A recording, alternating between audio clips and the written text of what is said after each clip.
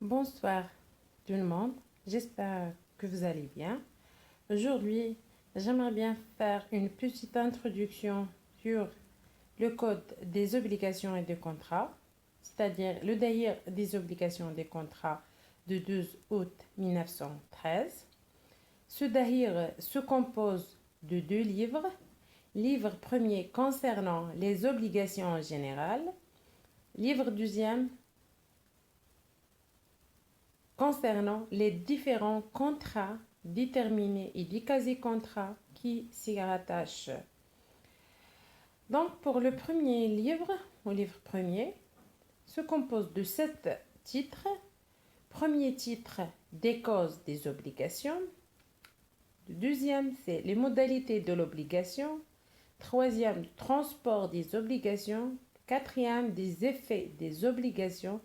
Le cinquième, de l'annulité et de la rescission des obligations.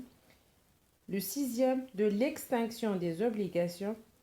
Le septième et le dernier, de la preuve des obligations et de celle de la libération. Pour livre deuxième, se compose de 12 titres. Pour premier titre, c'est de la vente. Deuxième, de l'échange. Troisième, de louage. Le quatrième, de dépôt et de séquestre. Cinquième, du prêt. Le sixième, du mandat. Septième, de l'association. Le huitième, des contrats aléatoires. Le neuvième, de la transaction. Le dixième, de cautionnement. Et onzième, de notissement. Et le dernier, des différentes espèces de créanciers. Et voilà, c'est l'ensemble des titres et livres de Daïr des obligations et des contrats.